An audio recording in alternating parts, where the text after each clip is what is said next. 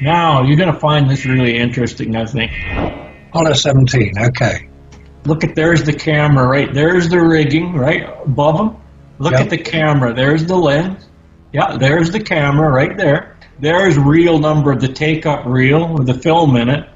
What a beautiful picture of that rigging sitting right there.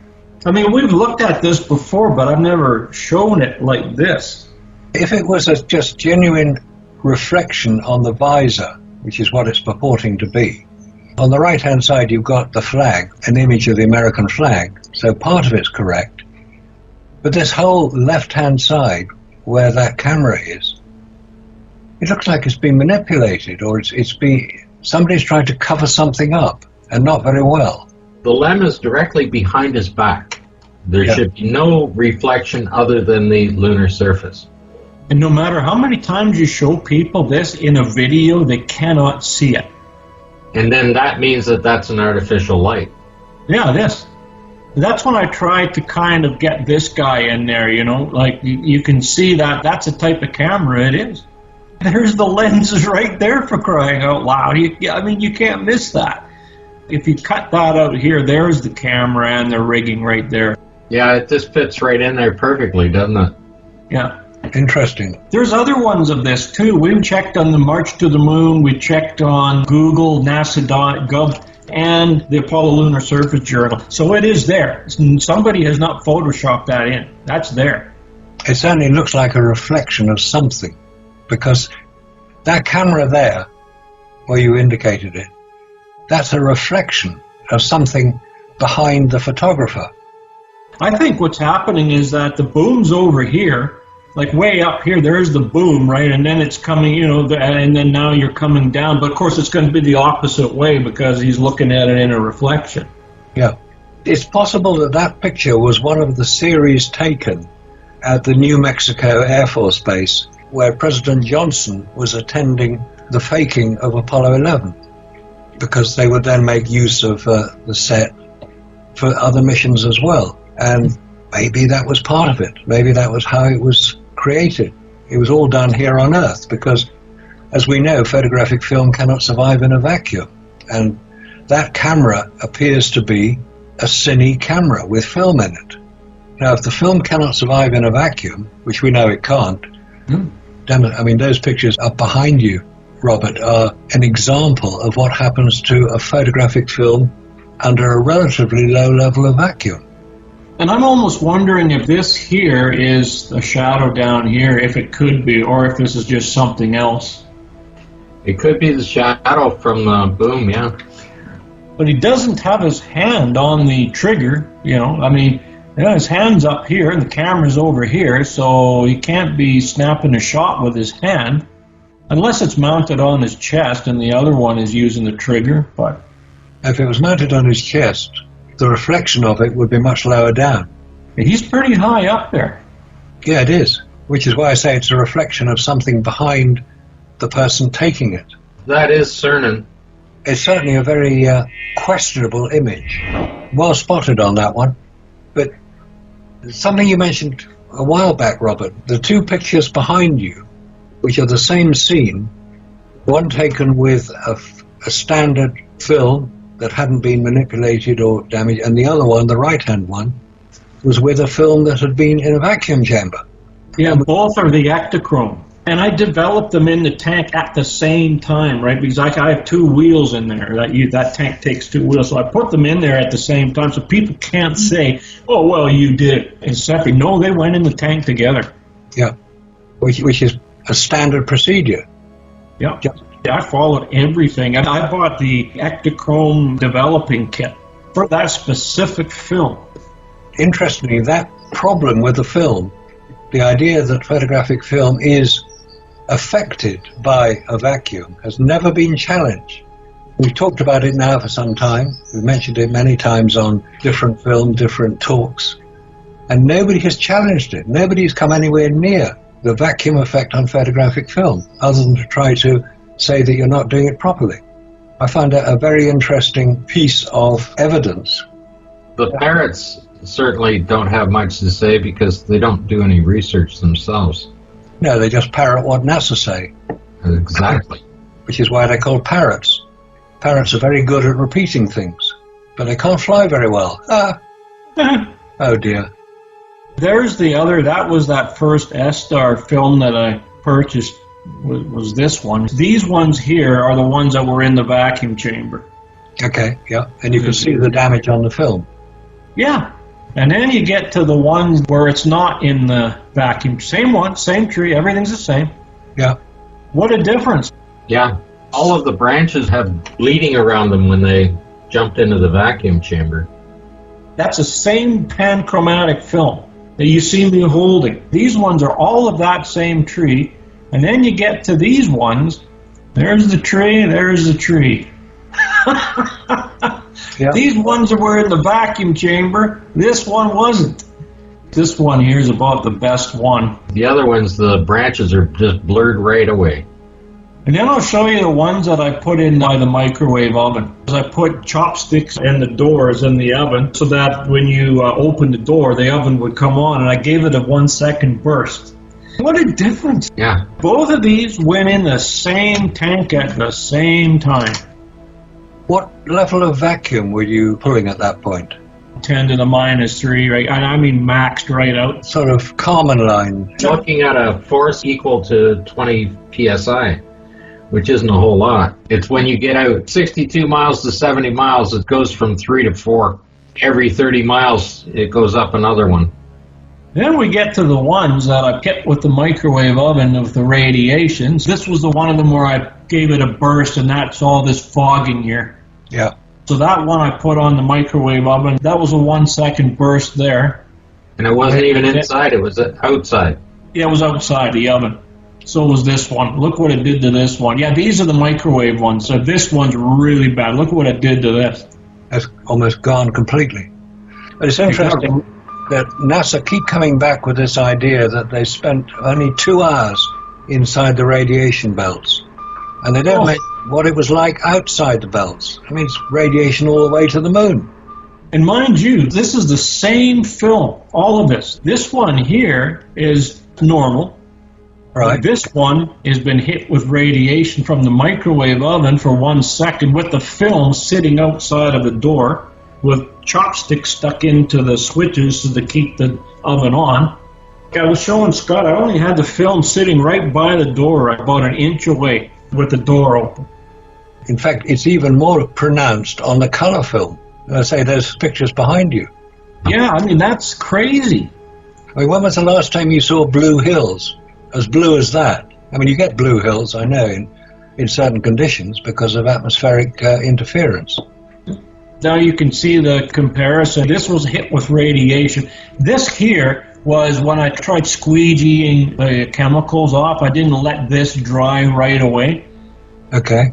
Okay, so that's what this stuff is here. I'm just looking at the fogging. The radiation didn't do any of this. This is what the radiation did. Yeah. Yeah. And this. If you had to run 2 or 3 seconds, you wouldn't see anything. Look at how even the pictures work. Like it's almost pushed over. Like there's the frame. I know the frames aren't square anywhere. That's the funny thing is, Marcus, one of his photographs, the picture of the house is actually upside down on the roll. Why is it upside down is beyond me. That was the first roll radiation test results, was this one here. That was the first result. Let's get that one of the house. Yeah, that was bizarre, wasn't it? There it is, upside down. Bloody hell. It is. Yeah, you're right. It turned it upside down, and no reason for it. Hey, look at this. There's right side up. Yeah. And the house is now, it's upside down. It's almost like it did this frame bleed into this one, but this just wrecked the whole. Like even down here, look at this. You can't even read this. No, you can't.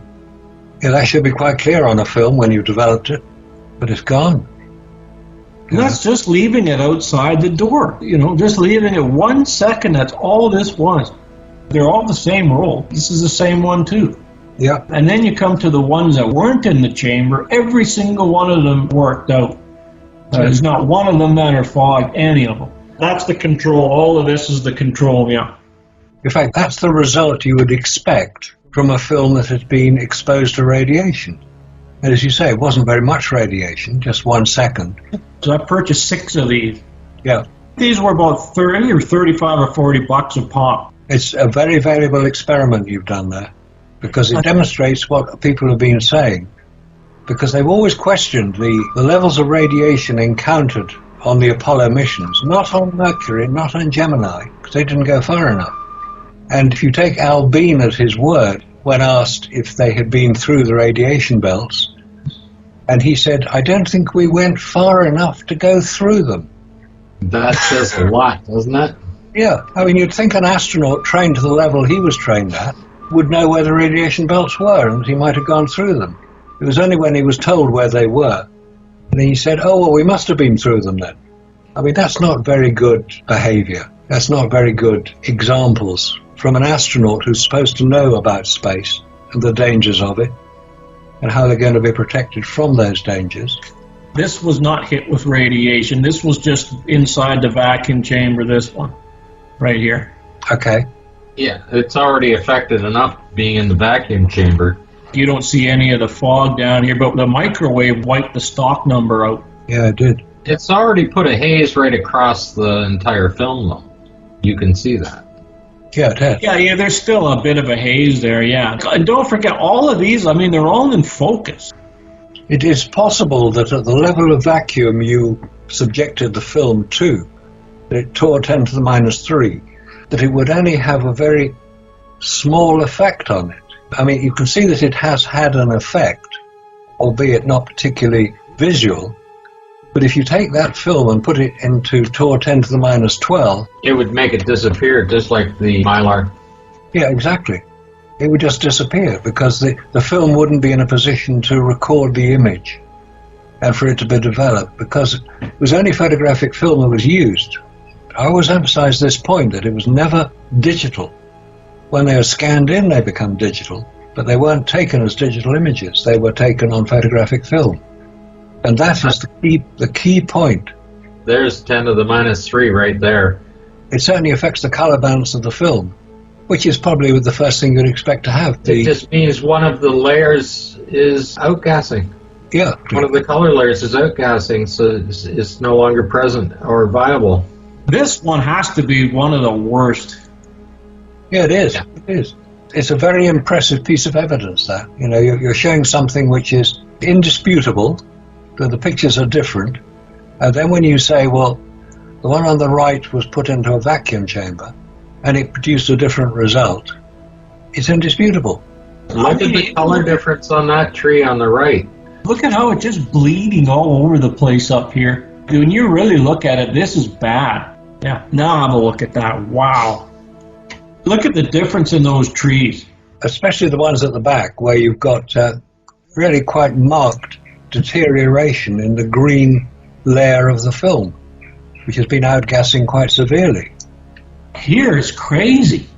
Yeah, well, the tree on the left, the branches kept going, they'd just disappear, wouldn't they? They're just bleeding right out, disappearing into the back.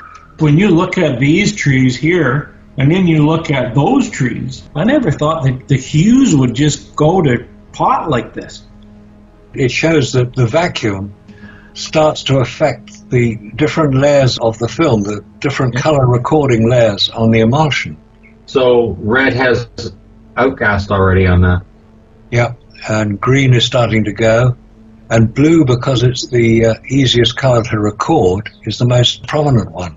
Yeah, if it's in the layer and the red's at the top of the layer and the vacuum is affecting the first layer, has gotten through because there's a piece of plastic between each layer, right? Yeah. So if it's gotten through to the first layer and it got rid of the red, then you're just going to have the combination of the other two colors. That's right. In the photograph, there's no red left, right? No red left, which indicates that there is something happening to the film. You could actually reproduce that in Photoshop just by taking your color balance and pulling it down, taking a natural photograph and pull it down to see that happen. And you know how much residual red is left in the film. You know what percentage has outcast. Yeah. It would be an interesting experiment to do. Yeah. Take different layers off individually. You can pull each color layer up and down in Photoshop, right? Then if you do that and then match it to these pictures, you can then establish the level of outgassing of each particular layer. Actually, if you pulled the photograph into Photoshop and pulled up the RGB, it should show you the percentage that's there. Yes, it would. Without touching it. So that's easier done. And then you can also reproduce it with a normal photograph and pull the color down yourself to show what's been happening to it. It was one of the tests that Jarrah White did, showing when NVIDIA did their test to demonstrate that it was quite possible to take these photographs of Aldrin climbing down the ladder. Yeah, he was just showing what level of reflected light had to be there. That's right, yeah. And he was using the RGB levels to determine that, because that was something that NVIDIA apparently didn't release, the levels that they were using, which is not surprising because somebody would have cried foul on it, which is what Jarrah White did. Well, the biggest problem with NVIDIA, the little animation, was the fact that they used diffusion of light around the sun to match the photograph, which simply proves that it was taken on Earth.